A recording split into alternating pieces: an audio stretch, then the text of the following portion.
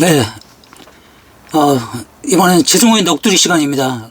뭐, 언론, 아니, 인터뷰로서 좀 넋두리 같은 거를 하고 싶은 때도 많고, 이게 꼭 잘난 척이 될 수도 있는데, 제가 20년을 넘게 인터뷰 생활을 해왔던 건 어쩌면 그 주변의 그 반응들에 대한, 어떤 해명과 투쟁의 과정이었다라고 생각하거든요. 그래서 제가 2016년도에 인터뷰 특강이라는 책을 냈을 때, 지금 에스콰이어의 편집장으로 계신 신기주 그 기자님이, 이분도 인터뷰를 잘 하시는 분이죠. 인터뷰 책도 내셨고. 근데 제 책에 추천사를 부탁드렸더니 이렇게 말씀하셨습니다. 언론 현장에서 일하다 보면 종종 인터뷰가 가장 쉽다고 말하는 기자들과 마주칠 때가 있다. 처음엔 놀라웠지만 이젠 놀랍지도 않다. 그들은 무례한 인터뷰와 날카로운 인터뷰를 구분하지 못한다. 그들은 강력한 질문의 힘이 답을 바꾸고 나아가 세상을 바꾼다는 사실도 알지 못한다. 그들은 그저 물음표만 남발하고 있을 뿐이다. 인터뷰에 대한 세상의 무지 탓에 전문 인터뷰 지승호가 상처받는 걸 보면서 안타까웠다. 세상은 결과에만 집중할 뿐 과정을 보려 하지 않고 답만 구할 뿐 질문에 주목하지 않는다. 이 책은 겸손하게 질문만 해왔던 지승호가 마침내 세상에 내놓은 당당한 대답이자 인터뷰어로서 지승호가 쌓아온 내공을 느낄 수 있는 인터뷰 철학서다. 지승호는 물음표 과잉의 시대에 진정한 질문을 던질 줄 아는 보기 드문 인터뷰어다. 책을 덮자 물음표는 느낌표로 바뀌었다. 이걸 왜 읽어드렸냐 하면 또 제가 얼마 전에도 또 어떤 리뷰를 보고 굉장히 상처를 받아가지고요.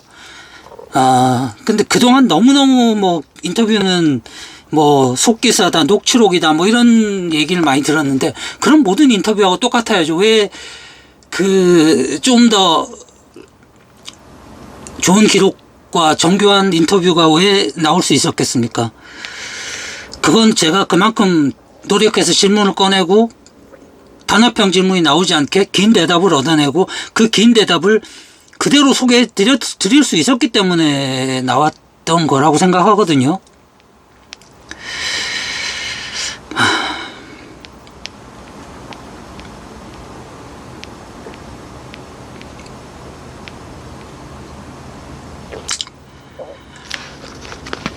그래 읽어드리려고 했는데 안 읽는 게 낫겠습니다. 이렇게 또 읽다 보면 정말 그런 폄훼의 시각들의 인터뷰란 자체를 무슨 남의 얘기만 적고 그대로 받아 적어서 하면 그대로 인터뷰가 되는 걸로 생각하고 또 그런 분들이 꼭 이 책에서는 도움을 받았다라고 쓰거든요.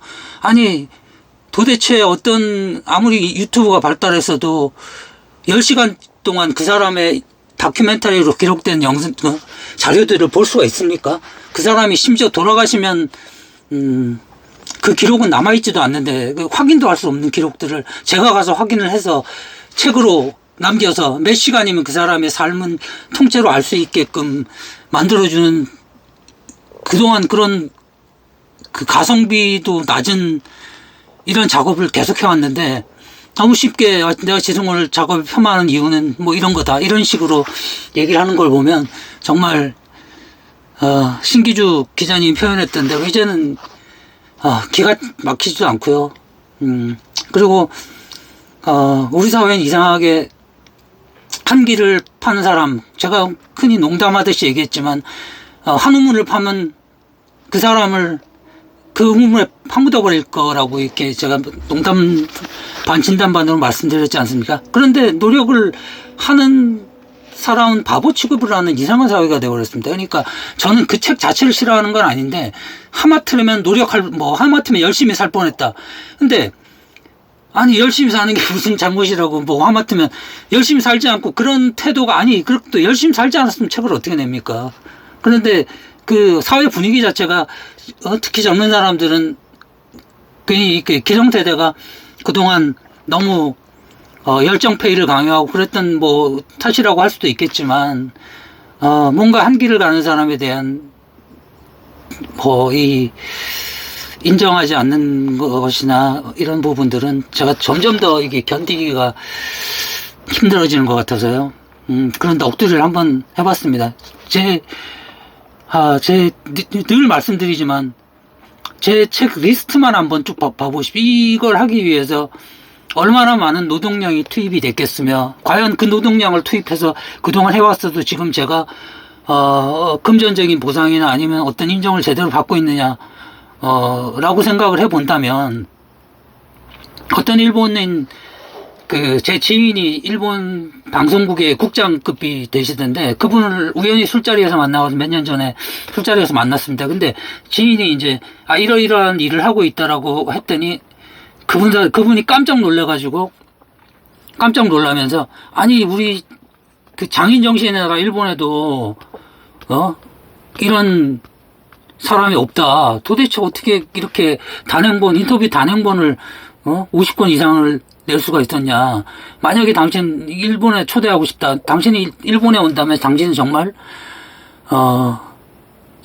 장인 대접을 받을 수 있을 거다. 뭐 이렇게 말씀하시더라고. 그래가지고 저는 한국에서 한국 사람들 너무 좋아하고 사람을 좋아하기 때문에 그 사람들을 만나서 기록을 남기는 게 너무 행복하긴 한데, 이런 폄하의 시각이나 이런 노동 조건들을 생각하면 정말 제대로 된 통역기만 나오면 정말 일본이나 이런 데 가서 일하고 싶다는 생각도 들고요. 뭐 최소한 이 정도 대접을 받지 않지는 않을까 라는 생각이 듭니다. 그리고 실제로 우석군 박사님도 주변에 막 여쭤봤답니다. 이렇게 일본 사람 만나면 도대체 이런 식으로 작업을 무식하게 이렇게 작업을 하는 사람이 있냐 그랬더니 일본에도 이런 사람은 없다 뭐 이렇게 얘기를 하셨다고 하거든요.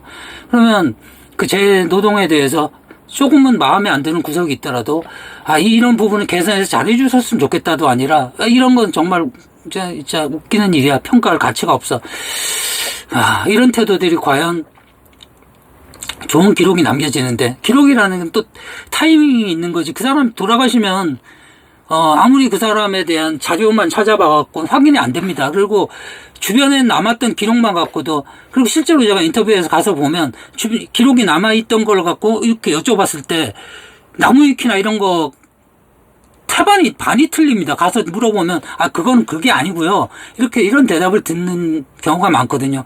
그런 대답을 듣고 그러기 위해서 노력했던 제가 왜 그렇게